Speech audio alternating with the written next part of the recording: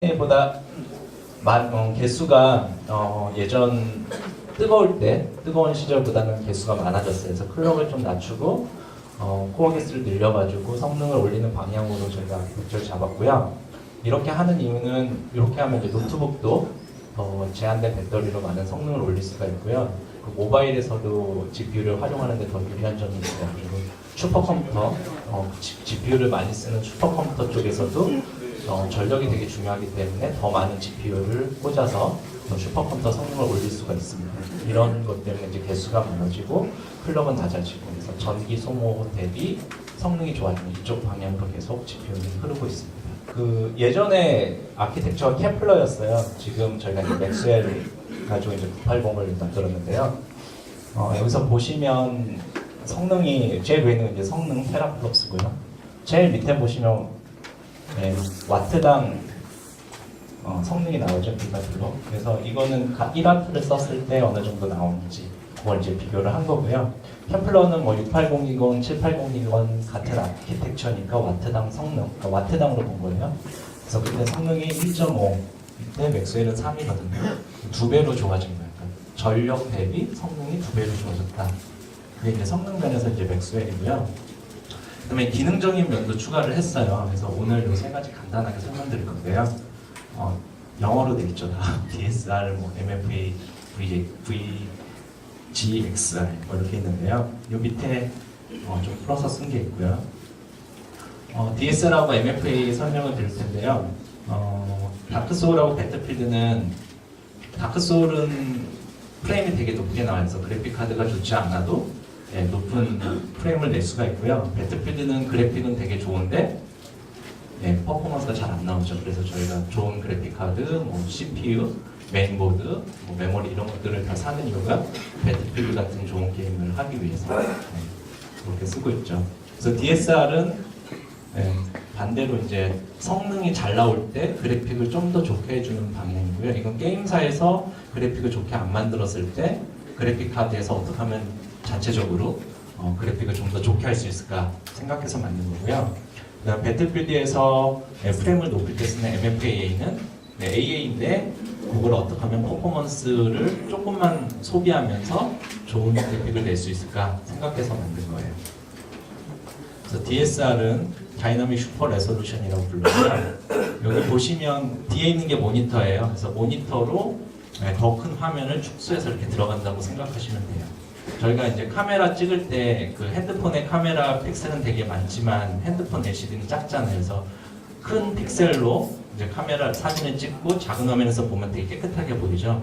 그런 것처럼 프레임을 4K로다가 돌린 다음에 실제로 모니터는 FHD니까 그걸 이렇게 압축해서 이렇게 넣으면은 애초에 렌더링을 FHD로 했을 때보다 더 깨끗하게 보입니다. 예를 들어서 왼쪽에 보시면 이게 1080p로 봤을 때 잘 안 보이실 텐데 여기 보면 이제 끝에가 점점점점 보이고 뭐 그래요. 근데 이제 DSR 하시면 이제 4K로다가 렌더링을 해서 다시 줄이는 거거든요. 그러면 더 샤프하게 보이죠. 깨끗하게 끝에가. 그래서 그래픽이 더 깔끔해져요. 근데 이제 DSR은 설정을 그럼 내가 게임만 하고 싶은데 되게 복잡한 설정이 있을 것 같다 뭐 이렇게 생각이 되시는데 저희 지포스 익스피리언스 소프트웨어를 실행시키시면 자동으로 이제 하드웨어에 맞게끔 CPU, GPU, OS, 드라이버 버전 이런 거 맞춰가지고 자동으로 설정을 해주거든요. 그래서 거기 최적화 옵션에 DSR이라는 게 자동으로 뜰 거예요. 그래서 옵티마이즈 한번 누르고 그다음에 실행 누르면 자동으로 이 세팅으로 게임이 됩니다. 근데 저희는 여기 오신 분들은 좀 더 개인의 취향에 맞게끔 더 많이 바꾸고 싶어 하시잖아요. 꼭 4K가 될 필요도 없고. 그래서 저희 제어판에 가시면은 DSR이라고 이렇게 있어요. 이쪽에. 그래서 여기 보시면 2배, 4배 이렇게 돼 있거든요. 그래서 4배는 4K를 말하는 거고요. 좀 더 성능을 너무 많이 저하되지 않고 싶으신 분들은 옵션 조절을 하셔서 정하실 수가 있습니다. 자, MFA는 멀티 프레임 샘플 안티 엘리어싱이에요. 엘리어싱이 뭐냐면 이렇게 모니터 보시면 여기를 확대한 거예요. 확대하면 이렇게 계단처럼 생기거든요. 이게 엘리어싱이고요. 이 부분을 없애는 게 안티 엘리어싱이에요. 어떻게 없애냐면 보통은 요 네모칸 하나가 모니터의 하나의 픽셀이라고 생각하시면 그 가운데 점을 기준으로 해서 이 선이 지나가면 이 부분은 색깔을 칠하고 안 지나가면 안 칠하고 이런 식으로 하거든요. 그럼 이렇게 계단이 이렇게 생기는 거예요. 이 부분을 확대한 거고요. 근데 AA를 쓰면 이제 샘플, 이게 매스 샘플이거든요. 4배로 한 거니까 하나의 픽셀에 샘플을 4개를 잡아가지고 세 점을 포함하고 있으면 좀 진하게, 한 점만 하고 있으면 좀 여리게 칠을 해요. 그러면 이렇게 되겠죠? 그러면 전체적으로 봤을 때 좀 부드러운 느낌이 들 거예요. 이게 엔티 얼레싱을 하는 방법이고요. 이게 뭐 4배니, 2배니, 8배니, 16배니 하는 거는 이 가운데 샘플하는 점을 몇 개를 쓰냐에 따라서 달라지는 거죠. 그래서 이 점이 많아질수록 훨씬 더 부드럽게 나올 수 있지만 성능은 더 많이 잡아먹겠죠. 한 점 한 점 그릴 때마다 다 계산을 해야 되니까. 그래서 AA는 부드럽게 만들어주긴 하지만 성능을 많이 잡아먹고 있어요. MFAA는 어떻게 하냐면 아까 4개의 샘플을 한다고 했잖아요. 근데 한 프레임에서 2개만 해요. 그 다음 프레임에서 또 2개만 잡아요. 근데 위치를 이렇게 하면 이쪽하고 이쪽이랑 합쳐보시면 이렇게 되겠죠. 그래서 2프레임일 때 합쳐보면 아까 4배의 MSA를 한 거랑 같은 효과가 나타나요. 그러면 성능은 훨씬 더 반만 계산하면 되니까 훨씬 더 좋겠죠. 그래서 아이디어예요. 그냥 아이디어로 하는 거고. 근데 지금은 되게 간단히 설명을 드렸지만 실제로는 더 복잡해요. 이게 그럼 계속 샘플이 바뀌니까 상황에 따라서 더 안 좋아질 수도 있잖아요. 그래서 그런 걸 방지하기 위해서 상당히 복잡한 알고리즘이 들어가 있는데 오늘 간단하게 설명만 드릴게요. 그래서 그 중에 하나가 이제 프레임이 바뀔 때마다 그걸 샘플을 바꿔줘야 되니까 그 앞프레임과 뒷프레임에 또 계산하는 방법이 들어가 있어요. 예를 들자면 그런 복잡한 것들이 있고요.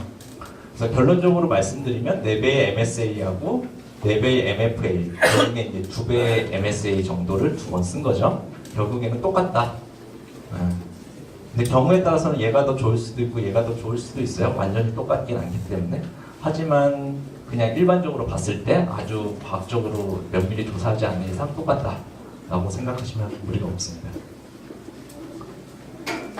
그래서 결과물은 이렇게 AA가 된 부분이 똑같이 MFA에서도 나타납니다.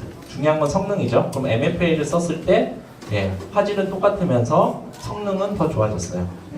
밑에 실제 게임들이 있고요. 게임들에 대해서 퍼포먼스, 이건 프레임이에요. 프레임이 몇 프레임 정도가 더 올라가는지. 그래서 4배의 MSA 효과를 누리면서 성능은 더 올라가는 이게 MFA입니다. 요거는 이제 970하고 980에서만 제공이 되고요.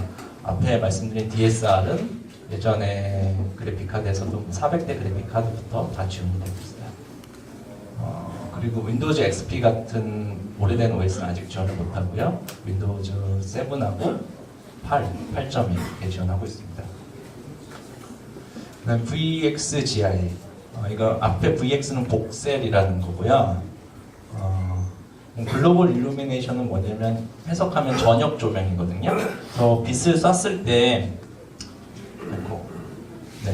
이렇게 이제 반사되는 빛들 있잖아요. 실제로 밤에 프레쉬를 켜보면 반사되는 빛이 나타나는 거예요. 이런 것들을 다 처리하는 거예요.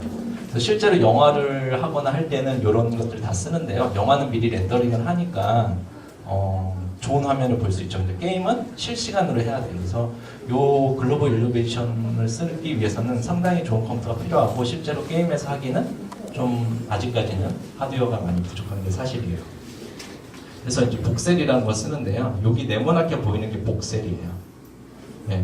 픽셀은 아시죠? 그냥 2D에 뭐 한 점씩이 픽셀이고요. 복셀은 볼륨, 3D 입체에 있는 볼륨의 한 덩어리라고 보시면 돼요. 그래서 레고 블럭처럼 보시면 이렇게 레고 블럭 네모난 것들이 있죠. 그래서 이 복셀의 사이즈도 조절을 할 수 있고 그래요. 근데 이 복셀의 특징은 뭐냐면 그 물질의 특성을 가지고 있어요. 내가 반짝거리는 유니폼을 입고 있으면 반사가 더 많을 거고요. 그 다음에 검은색 옷을 입고 있으면 좀 흡수가 더 많겠죠. 그래서 이 복셀 구조를 만들 때는 그 그래픽 할 때 그 물질의 재질을 다 반영을 해놔야 돼요. 그래서 어느 정도 투과가 되고 어느 정도 반사가 되는지 정보를 가지고 있습니다. 복셀은. 그래서 이 복셀을 가지고 이제 빛을 쏘게 되면 이런 모양이 돼요. 이거는 이제 빛을 어느 정도가 반사되고 흡수되는 거를 표현한 거예요. 그래서 이 복셀은 결국에는 빛이 어느 정도 내가 가지고 있고 어느 정도 반사가 됐구나 라는 정보를 가지고 있어요.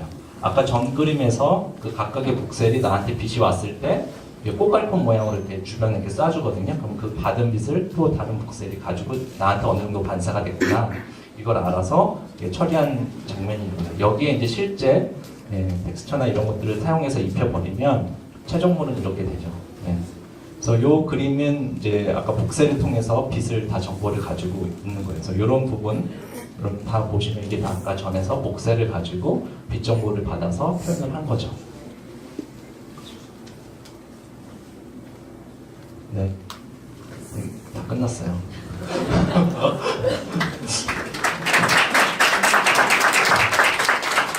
그냥